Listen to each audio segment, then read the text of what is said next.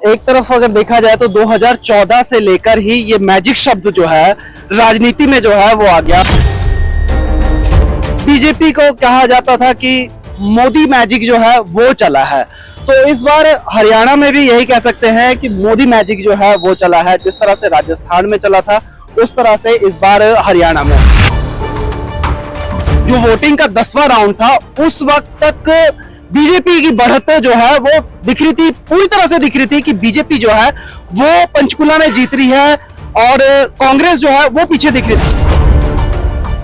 ਸਤਿ ਸ਼੍ਰੀ ਅਕਾਲ, ਤੁਸੀਂ ਦੇਖ ਰਹੇ ਹੋ ਦਾਨਵਿਓ ਤੇ ਮੈਂ ਮਨੀਸ਼ ਕੁਮਾਰ। ਅੱਜ ਹਰਿਆਣੇ ਦੀ ਸਿਆਸਤ ਦੇ ਵਿੱਚ ਇੱਕ ਤਰ੍ਹਾਂ ਦਾ ਮੈਜਿਕ ਹੋਇਆ ਹੈ ਕਿ ਤੁਹਾਨੂੰ ਦੱਸ ਦਈਏ ਕਿ ਸਾਰੇ ਜਿੰਨੀ ਵੀ ਅਸੀਂ ਵੀ ਕਵਰੇਜ ਕੀਤੀ ਹੈ ਜਾਂ ਗਰਾਊਂਡ ਲੈਵਲ ਤੇ ਆਪਾਂ ਪੂਰੀ ਰਿਪੋਰਟਿੰਗ ਕੀਤੀ ਹੈ ਤਾਂ ਕਿਤਨੇ ਕਿਤੇ ਇਹ ਸੀਗਾ ਕਿ ਕਾਂਗਰਸ ਦੀ ਸਰਕਾਰ ਜਿਹੜੀ ਹੈਗੀ ਹੈ ਉਹ ਸੱਤਾ ਦੇ ਵਿੱਚ ਆਏਗੀ, ਪਰ ਬੀਜੇਪੀ ਜਿਹੜੀ ਹੈਗੀ ਸੱਤਾ ਦੇ ਵਿੱਚ ਆ ਗਈ। ਤੇ ਮੈਂ ਇਸ ਵਕਤ ਪੰਚਕੂਲਾ ਦੇ ਵਿੱਚ ਮੈਂ ਖੜਾ ਤੇ ਤੁਹਾਨੂੰ ਦੱਸ ਦਈ ਕਿ ਪੰਚਕੂਲਾ ਦੇ ਵਿੱਚ ਸਭ ਤੋਂ ਪਹਿਲਾਂ ਤਾਂ चंद्र मोहन जी अगे चल रहे थे पिछले 5 राउंड तक, तो उस तो बाद जिहड़े ने ज्ञानचंद गुप्ता जी अगे हो गए। 10 राउंड तो बाद तकरीबन एक ऐसा मैजिक होया कि चंद्र मोहन जी एकदम तो अगे आ जाते हैं।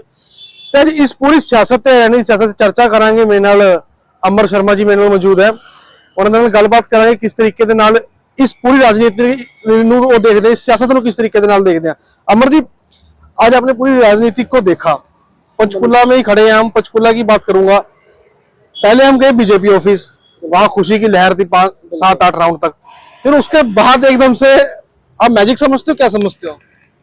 देखो मनीष, एक तरफ अगर देखा जाए तो 2014 से लेकर ही ये मैजिक शब्द जो है राजनीति में जो है वो आ गया। खास करके अगर बीजेपी की बात की जाए तो बीजेपी को कहा जाता था कि मोदी मैजिक जो है वो चला है, तो इस बार हरियाणा में भी यही कह सकते हैं कि मोदी मैजिक जो है वो चला है। जिस तरह से राजस्थान में चला था उस तरह से इस बार हरियाणा में मोदी मैजिक ही कह सकते हैं इसको। आप जब हम कवरेज कर रहे थे वहां पे बीजेपी दफ्तर है ना, तो उस वक्त एक खुशी की लहर तो मतलब कि कहीं पहुंच चुकी थी ऊपर। उस वक्त जो 10वां राउंड था, जो वोटिंग का 10वां राउंड था, उस वक्त तक बीजेपी की बढ़त जो है वो दिख रही थी, पूरी तरह से दिख रही थी कि बीजेपी जो है वो पंचकुला में जीत रही है और कांग्रेस जो है वो पीछे दिख रही थी। लेकिन 10वें राउंड के बाद 11वां राउंड जैसे ही शुरू होता है उसके बाद बीजेपी में मायूसी छा जाती है और सन्नाटा जो है वो बीजेपी में देखने को मिला। और 14वें से 15वें राउंड में उसके बाद फिर पूरी तरह से ये साफ हो गया कि कांग्रेस पंचकुला से सरकार बना रही है। पंचकुला की तो बात होगी, हरियाणा की सियासत को किस तरीके से आप देखते हैं? हरियाणा में भी आपको कहीं ना कहीं कवरेज की है हमने भी, तो मेरे हिसाब से तो कहीं ना कहीं कांग्रेस की सरकार के पूरे चांसेस थे, पर ये मैजिक समझते हो? हाँ मनीष, इसमें सबसे बड़ी बात यह है कि जो बीजेपी के साइलेंट वोटर देखे जाते थे, शुरू से यही कहा जाता है कि जो बीजेपी के साइलेंट वोटर है उन्होंने बीजेपी को सरकार बनाने में कह सकते हैं बहुत बड़ा योगदान होता है। बीजेपी के जो साइलेंट वोटर बाकी जो पार्टी थे उन्होंने भी अपने आप को, जैसे आम आदमी पार्टी जो है वो 90 की 90 सीटों पर अपने प्रत्याशी उतारी, लेकिन आप देख लीजिए पूरा सुपड़ा साफ है, एक भी सीट आम आदमी पार्टी के खाते में नहीं है।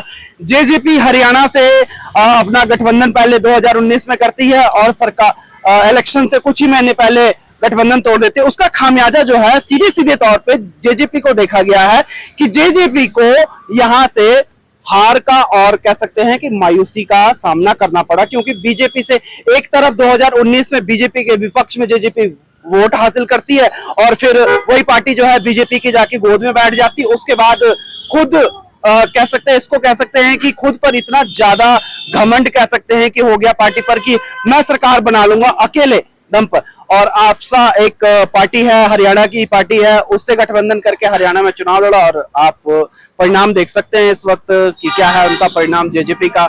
इनेलो की बात करें तो कुछ साल पहले इनेलो का दबदबा अच्छा था हरियाणा में, लेकिन इस बार जो इनेलो है वो भी मुंह की खा के आई है और 1 से 2 सीटों पर केवल सिमट कर रह गई है। वो भी जो बड़े लीडर है उन्होंने लीड हासिल करी है और सीधे तौर पे देख सकते हैं कि इनेलो का भी जो बसपा के साथ गठबंधन करने के जो सरकार बनाने का जो सपना बुना रही थी वो भी सपना टूट गया। सीधे तौर पे हरियाणा में बीजेपी और कांग्रेस का कांटे के मुकाबला था और अगर पंचकुला की आप बात करते हैं तो हॉट सीट पंचकुला बनी, ये पंचकुला की पूरी हॉट सीट। अरे हॉट सीट पे पूरा मैजिक चला सर। बिल्कुल मैजिक चला, बिल्कुल मैजिक चला। एक तरफ आप देख सकते हैं कि ज्ञानचंद गुप्ता जो थे वो बढ़त दिखा रहे थे और अच्छी से दिख रहा था कि ज्ञानचंद गुप्ता जो है, लेकिन कुछ ही मिनटों में या कह सकते हैं कि कुछ ही देर में अगर बात करूं तो 10 राउंड तक तो कुछ भी नहीं, ज्ञानचंद गुप्ता जी ऊपर चल रहे थे शुरुआत में, लेकिन शुरुआत में चंद्रमोहन जो थे वो आगे थे, 8 से 9 के बीच जो चंद्रमोहन आगे थे। उसके बाद आप कह सकते हैं कि सवाल मेरा ये है कि ऐसा क्या हुआ 10, 11वें 12वें राउंड में कि वो एकदम से आगे, कहाँ की ऐसी वोटिंग खुली? मनीष, वोटिंग देखिए, पहले मैं बताता हूं कि पहले शहरी इलाकों का वोटिंग जो है वो खुलता है, उसके बाद फिर शहर से जो आसपास के जो गांव हैं उनके वोट खुलते हैं, जो कॉलोनी है उनके वोट खुलते हैं। तो इस बार देखा गया कि शहरी लोग जो थे वो तो बीजेपी से खुश थे, इसलिए शायद देखा गया कि जो ज्ञानचंद गुप्ता है वो आगे दिख रहे थे। शहर के जो लोग हैं उन्हें बीजेपी को ज्यादा पसंद करते हैं और ऐसा देखा गया पूरे देश में शहर के जो लोग हैं वो बीजेपी पार्टी से खुश हैं। पूरे देश में अगर इस आंकड़े को निकाला जाए, जो शहर के लोग हैं वो खुश हैं। तो शहरी इलाकों के वोट पहले खुले, उसके बाद देखा गया कि ज्ञानचंद गुप्ता जो है वो आगे हैं, लेकिन जब गांव के वोट खुले, जब कॉलोनियों के वोट खुले, तो उसके बाद चंद्रमोहन को, जैसे कि आपने भी रिपोर्टिंग करी, मैंने भी रिपोर्टिंग करी, तो जो गांव के लोग हैं, जो कॉलोनियों के लोग हैं, वो बीजेपी से खासे नाराज दिख रहे थे। कह सकते हैं कि ज्ञानचंद गुप्ता जी से खासे नाराज दिखे थे। आपने भी ग्राउंड रिपोर्टिंग करी है, आपको भी पता है कि लोगों ने of the camera, on the camera ये बात कही है कि इस बार हम बीजेपी 5,000 करोड़ की बात भी कही थी उन्होंने। और चंद्रमोहन जी कह रहे हैं कि पेरिस बना देंगे, तो अब पेरिस बना देंगे, ये एक तुक्केबंदी कह सकते हैं इसको, कि तुलकबंदी है ये कि पंचकुला को पेरिस बना देंगे, क्योंकि चंद्रमोहन जी आप कह सकते हैं कि 2009 तक जो है वो कांग्रेस की सरकार थी, 2014 तक कांग्रेस की सरकार थी। तो जब उस समय पेरिस नहीं बना तो अब क्या पेरिस बनेगा? डिप्टी सीएम भी रह चुके हैं, डिप्टी सीएम भी रह चुके हैं हरियाणा में, और विधायक भी रहे, कालका से विधायक रहे, ठीक है, अच्छी लंबी एक सरकार चली। तो उस समय जब पेरिस नहीं बना तो 2024 से अब क्या पेरिस बनेगा, ये तो शहर के लोग ही बताएंगे। कहीं ना कहीं सर आपने रिपोर्टिंग की है तो उसमें दिखा कि भाजपा से लोग परेशान है। गांव के लोग की बात करें अगर, गांव और कॉलोनी, हाँ, जहां काम नहीं हुआ, बीजेपी ने पूरी एक किताब छाप दी कि हमने यहाँ काम करवाए, पुल बनवाए, सड़कें बनवाई, कॉलेज बनवाए, मेडिकल सुविधाएं दी, लेकिन ये जो सुविधाएं हैं ये कॉलोनियों तक या गांव के लोगों तक नहीं पहुंच पाया। यही खासी नाराजगी जो है वो बीजेपी को लेकर पंचकुला में देखी गई है। पंचकुला में खासी रिपोर्टिंग, मैंने ग्राउंड लेवल पर जाकर मैंने देखा कि किस तरह की नाराजगी बीजेपी को देखी जा रही थी, और यही कारण है कि आज ज्ञानचंद गुप्ता जो हैं उनको हार का मुंह देखना पड़ा है। बहुत बहुत शुक्रिया हमारे बात करने के लिए।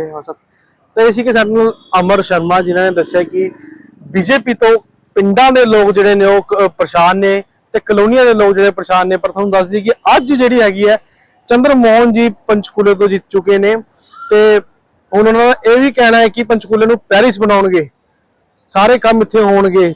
ਪੰਚਕੂਲਾ ਤੋਂ ਦਨ ਮੀਟ ਦੇ ਲਈ ਮਨੀਸ਼ ਕੁਮਾਰ ਦੀ ਰਿਪੋਰਟ।